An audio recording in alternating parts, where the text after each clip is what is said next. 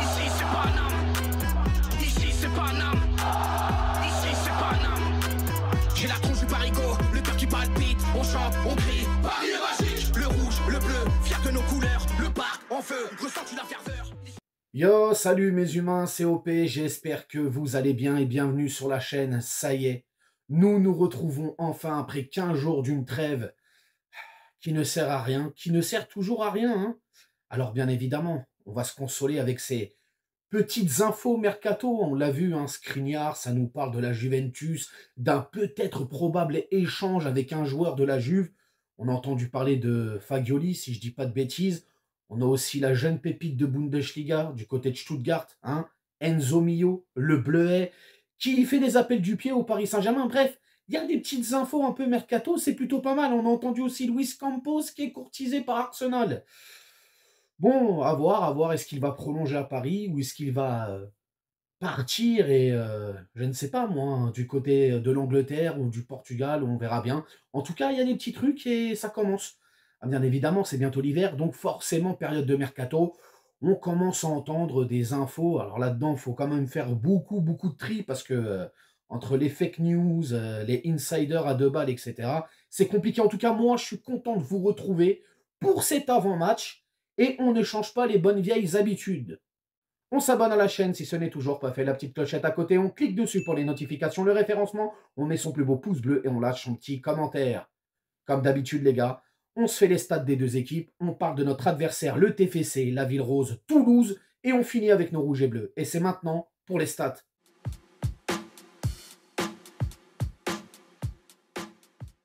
Pour cette 12e journée de Ligue 1, nos rouges et bleus reçoivent les Toulousains. Coup d'envoi à 21 h à la maison au Parc des Princes et c'est retransmis sur l'horrible chaîne DAZN. Au classement général de la Ligue 1, sans grande surprise, Paris est toujours leader premier avec 29 points.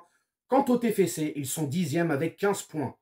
Sur leurs 3 derniers matchs, chacune de leur côté entre ces deux équipes, c'est une égalité parfaite puisque Paris a enchaîné 3 victoires en Ligue 1 et le TFC, pareil, 3 victoires. D'ailleurs, la dernière victoire du TFC, en terre rennaise, on peut le dire, ils ont eu littéralement la peau de Julien Stéphan, qui s'est fait dégager et remplacé par Sampaoli. Mais ceci ne nous regarde pas.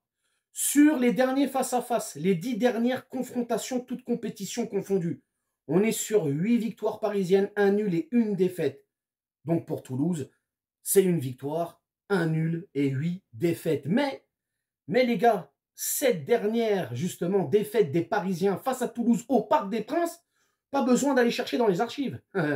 C'était en fin de saison dernière. Et oui, avec ce fameux 1-3. Voilà, on s'est mangé 1-3 au Parc des Princes face à Toulouse.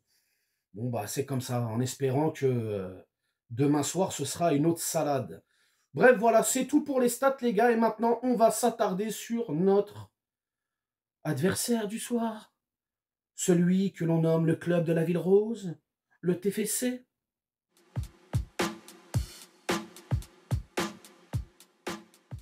Début de saison compliqué pour les Toulousains, même si je l'ai stipulé tout à l'heure.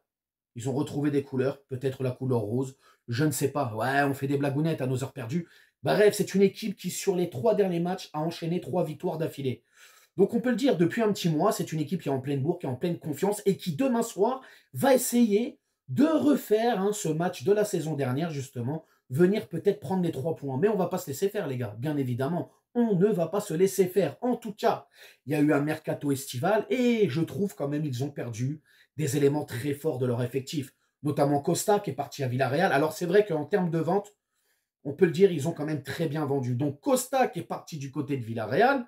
Ensuite, on a Mawissa qui est parti du côté de Monaco. Alors je crois que Costa, c'est 16 millions. Mawiga, non, Costa, 18 millions. 18 millions, ils l'ont vendu. C'est quand même une belle vente, hein. Mawissa qui est parti, lui, à 15, je crois. Et Dalinga, les gars. Oui, leur jeune attaquant. Celui-là, je l'aimais bien, cet attaquant. Le jeune néerlandais Dalinga, ils l'ont vendu à Bologne. Incompréhensible. Quand un jeune attaquant comme ça, prometteur, talentueux, qui met des buts en plus de ça, tu le vends. Je crois qu'ils l'ont vendu 16 millions à Bologne, si je dis pas de bêtises. Bon, après, hein, c'est leur problème à eux. Mais c'est vrai que c'est très bizarre. Alors, en termes d'arrivée, Toulouse, c'est beaucoup de retours de prêt, des joueurs gratuits, et notamment un joueur qui va venir apporter toute son expérience dans cette équipe toulousaine, équipe jeune quand même, il faut le dire.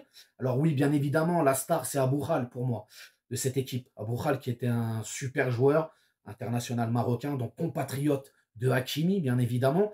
Mais voilà, ils ont un joueur d'expérience qui est arrivé gratuit en provenance de l'AEK Athènes, donc il était en Grèce, c'est monsieur Sidibé. Donc voilà, Sidibé qui va apporter toute son expérience à cette équipe toulousaine. Bref, en termes de schéma tactique, les gars, une défense à 3. Tout simplement. Une défense à 3 avec beaucoup de milieux de terrain. Donc on peut le dire, c'est du 3-4-3 en général qui est proposé par Toulouse lorsqu'il joue face à un adversaire. En termes de style de jeu, les gars, c'est une équipe qui est littéralement portée vers l'avant, qui aime beaucoup centrer, qui n'hésite pas à aller au 1 contre 1, qui tente énormément de passes en profondeur. Les Toulousains aussi sont très forts dans les duels aériens, donc il faudra faire très attention et pas leur donner justement des coups de pied arrêtés, etc. Mais voilà, après, il y a des faiblesses dans cette équipe, notamment la possession. C'est une équipe qui ne sait pas du tout gérer la possession. C'est une équipe aussi qui sait marquer des buts, mais qui a quand même cette faiblesse de finalisation, tu vois, des actions. Et c'est une équipe qui a du mal à finir ses actions, faut le dire. Et puis surtout, pour moi aussi, c'est une équipe qui a beaucoup de mal à gérer le jeu dans leur dos. C'est-à-dire, dès qu'il y a le jeu en profondeur, c'est une équipe qui ne sait pas du tout défendre sur ce style-là. Donc, à nous d'en profiter, puisqu'on a les joueurs pour et on sait jouer en profondeur, justement. Donc voilà, les gars, c'est un petit peu tout ce que j'avais à dire sur le TFC. Et maintenant, on va justement parler de nos rouges et bleus.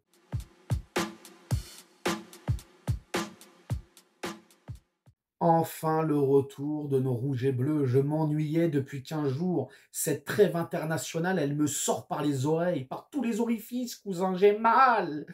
Oh, j'en peux plus, moi, de cette Ligue des Nations. Me demandez pas si j'ai regardé l'équipe de France. Vu ma tronche, tu connais déjà la réponse. J'ai regardé aucun match, ça ne m'intéresse pas. Moi, cette compétition-là, ah ouais, ça m'exaspère, les gars. Mauvaise nouvelle. On nous avait annoncé le grand retour d'un joueur contre le TFC. Finalement, il ne sera pas là. De ce que j'ai vu dans les dernières infos. On veut prendre notre temps, il faut faire attention, il n'est pas encore apte, etc. C'est Gonzalo Ramos. Donc, contre le TFC, apparemment, paraît-il, il n'y aura pas de Gonzalo Ramos. Ouais, c'est comme ça. Ah, on a la poisse. Je sais pas, il y a un truc qui, au-dessus du Paris Saint-Germain, là. Il y a un machin qui fait que quand tout va bien, à un moment donné, il y a un truc qui vient te mettre une claque dans la nuque. Ouais, ouais, ouais. Marquinhos aussi, les gars. Pas de Marquinhos demain soir. Ouais. Accumulation de cartons jaunes, donc forcément suspension pour un match. Pas de Marquinhos. En plus de ça, tu rajoutes le retour des internationaux. Bon, bah autant te dire que le 11 de départ, il va être folklorique. Mais bon, on l'a vu, on peut mettre des 11 de départ avec des joueurs qui sont dans la rotation, etc. Ça ne nous empêche pas de prendre les 3 points quand même, il faut le dire. Ça, c'est quand même quelque chose de très agréable au Paris Saint-Germain en ce moment sous l'ère Luis Enrique. Qu'est-ce que j'attends de nos Parisiens demain soir? Du sérieux, de l'implication, de l'application, de la finesse, de la justesse. J'attends aussi beaucoup, beaucoup de finition devant les cages. Parce que là, les gars, j'espère que vous avez travaillé tout ça, là. Pour ceux qui sont de retour au campus depuis un petit moment. Les gars, la finition devant les cages, très important. Donc voilà, et puis prendre du plaisir et surtout nous venger de la défaite de la saison dernière contre Toulouse. Donc si on peut leur mettre un tarif, ce serait bien. Mais voilà, et oui, le plus important, engendrer de la confiance. Prendre confiance, les gars. Ça reste la Ligue 1, ça reste un match abordable, c'est Toulouse, il n'y a pas de problème, sans manquer de respect aux Toulousains. Mais il y a un gros cadre qui nous attend du côté de l'Allemagne. Le Bayern Munich, Ligue des Champions. Et là, les gars, c'est que des finales à jouer. Donc, on sort les doigts de tu sais où, et on y va. On met le turbin. Donc, demain soir, on est sérieux. Alors, bien évidemment, en termes d'intensité, c'est pas le Bayern en face. Mais si on peut se mettre en mode Ligue des Champions, ne serait-ce que demain soir, et atomiser cette équipe toulousaine pour vraiment y aller là-bas, là, en Allemagne, et bouffer cette équipe du Bayern et pas bouffer des bretzels, bien évidemment, ce serait très bien. Donc voilà, les gars, c'est tout ce que je vous demande. Et prenez du plaisir, amusez-vous, bien évidemment. Pour le 11 de départ, les gars, ça va pas changer. Un bon 4-3-3 des familles à la Luis Enrique. Je mets Safonov dans les cages. En charnière centrale, je vais partir avec... allez, on va partir avec Skriniar et Pacho. Pour ce qui est du latéral gauche, Nuno Mendes, il a reçu un coup. Alors, on ne sait pas trop, mais bon, je ne prendrai pas de risque. Je vais mettre Beraldo, hein, Beraldo qui n'a pas été convoqué avec le Brésil, donc il est resté au campus, il s'est entraîné. Donc, je mets Beraldo à gauche. Hakimi, forcément, je le mets à droite. Le milieu de terrain, je vais partir avec un Vitinha, João Neves et Warren. Ça ne bouge pas, hein, voilà, le milieu titulaire comme d'habitude. Et pour l'attaque, on va partir avec Marco Asensio en faux neuf, Barcola à gauche et puis Dembouz à droite. Donc voilà, hein, c'est mon 11 de départ. Selon moi, bien évidemment, si j'étais coach du Paris Saint-Germain. Chose qui n'arrivera jamais, malheureusement. Ah ouais, le seul diplôme que j'ai, c'est le 50 mètres nage libre que j'ai eu en primaire. Bon, ça, c'est autre chose. Bref, pour le score, les gars. Allez, je vais me faire plaisir, hein, je vais être gourmand ce soir. Le score, je veux un 4-0. 4-0, si tu peux en mettre plus, tu vas. Hein. Mais je veux un 4-0 et pour les buteurs, je vais mettre Asensio, Barcola, Vitinha et... Alors Kanguinli, mais Kanguinli parce qu'il rentrera en cours de match. Hein, il n'est pas justement titulaire dans mon 11 en tout cas, mais je vois aussi Lee qui marque. Donc voilà les gars, c'est mes buteurs et c'est mon score.